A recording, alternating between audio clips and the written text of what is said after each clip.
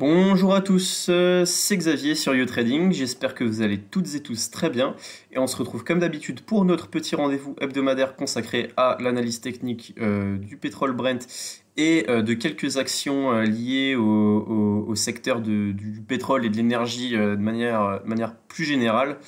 Pour recontextualiser et tout de suite démarrer avec l'analyse technique du Brent par rapport à la vidéo de la semaine dernière, on expliquait que si je zoome sur la figure qu'on construisait là depuis décembre, donc sur les 3 derniers mois, donc à savoir un triangle ascendant, hein, vous voyez, hein, matérialisé par une résistance horizontale ici et un support oblique haussier en dessous. Et les cours qui évoluaient entre et qui convergeaient vers le haut de ce triangle ascendant. Donc triangle ascendant, c'est le nom de la figure technique, hein, qu'on a pu déterminer, visualiser. Et puis on disait la semaine dernière, attention, on est en train de faire une sortie par le bas de cette figure, ce qui, si elle était validée, pourrait amener un mouvement technique baissier potentiellement assez important et qui ouvrirait la voie en direction du gros support des 75 $. Je le rappelle, hein, le support des 75 $, c'est la zone, une zone psychologique, c'est un seuil pivot en dessous duquel on retournerait sur les niveaux pré-invasion de l'Ukraine par la Russie. Quoi qu'il en soit, vous voyez, fin de semaine, début de cette semaine-là, on a réussi à bien tenir, au final, à réintégrer ce triangle ascendant, réintégrer le support, à tenir quand même la zone malgré la petite frayeur qu'on s'est faite fin de semaine dernière. Et puis désormais, on est en attente, on espère, on peut jouer un retour direction les 86-88 $. Et puis si on venait à les casser, je rappelle, hein, si on venait à casser vraiment les 88 $ et à valider tout ça, on s'ouvrirait la voie à un retour et sur la même 200 aux alentours des 90 $. Et derrière, la prochaine résistance technique est clairement située, comme vous pouvez le voir, au niveau des 100 $. Voilà pour le Brent. Pour Total Energy, on n'a pas grand chose à dire depuis la semaine dernière, si ce n'est que, comme vous pouvez toujours le constater, on peut déterminer désormais un canal plat, hein, donc le cours évolue dans un canal. La borne haute est située aux alentours des 60 €, la borne basse aux alentours des 54,50 €. Donc ce depuis octobre dernier, donc depuis plus de 4 mois. Et donc le trading de range, le trading de canal, c'est toujours la même chose. Il y a deux grosses méthodes, stratégie, tactique, technique qu'on peut appliquer.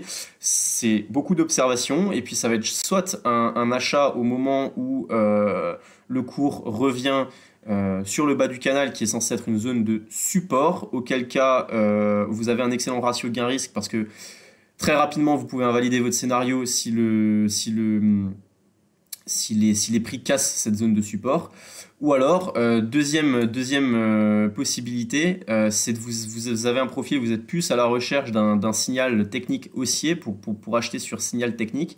Et dans ce cas-là, on attendra un dépassement des 60,50 € qui derrière pourrait être les prémices d'un mouvement haussier. Je rappelle, hein, pour trader les canals, pour avoir des objectifs en cas de cassure par le haut ou par le bas d'un canal, vous prenez la hauteur du canal et vous la reportez à la hausse, à la baisse, en fonction de si on casse à la hausse ou à la baisse. Et derrière, vous avez votre objectif. Donc là, à la louche, hein, si on cassait les 60 € par le haut, l'objectif serait situé entre 64 et 65 € sur Total Energy globalement. Valorec, on se disait la semaine dernière qu'on avait échoué à passer la grosse résistance des 14 €, 14,50 €, qu'on avait congestionné, qu'on était revenu tester le haut de l'ancien canal haussier qu'on avait déterminé à court terme, hein, depuis entre août et février du coup. Et puis on a réussi à bien relancer la machine là entre la fin de semaine dernière et début de cette semaine. Et puis vous voyez qu'on est potentiellement de nouveau pas loin de passer au-dessus des 14,50 € et de tenter une ascension derrière qui pourrait être assez importante en direction du gap. Vous avez un gap de cotation ici à 19 euros qui pourrait être un bon objectif technique. J'enchaîne, Morel et Prom. Alors Morel et Prom, on est toujours pareil, dans un biseau descendant depuis plus d'un mois maintenant, même plus de 2 mois.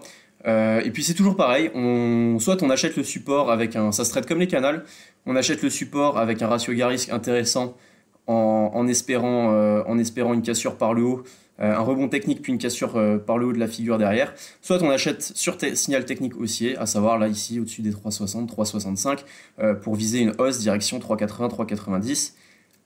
Et derrière, si on arrivait à passer à la hausse les 3,85, 3,90, on pourrait vraiment accélérer direction 4 euros, voire même peut-être la même 200 à 4,25 euros sur le titre. Ruby, alors Ruby c'est intéressant parce que, et c'est bien d'en parler aujourd'hui, parce que vous voyez tout de suite que d'un point de vue technique, on est en train de s'extraire, d'essayer de s'extraire par le haut de cette figure un petit peu de congestion. Vous voyez, on avait fait des plus hauts là, on avait cassé cette résistance des 25 euros, 25,70 € en début janvier. On a essayé de chercher à s'extraire par le haut et on a fait des plus hauts voilà, à 26,60 €.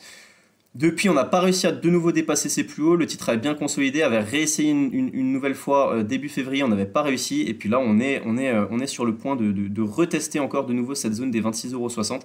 Si ça cassait, ça pourrait nous amener sur les 27,20 € et derrière, voire plus, avec un petit peu plus de recul. Je rappelle que moi, à titre personnel, sur ce titre, je vise la zone des 30 € qui sera un excellent objectif. Depuis, je rappelle qu'on avait le signal là, la toute première fois qu'on a parlé sur cette chaîne de Ruby, on était en train de casser les 24,40 € par le haut. SO c'est la satisfaction de la semaine, elle prend 5% ce matin, là au moment où je vous parle, lundi matin. Et puis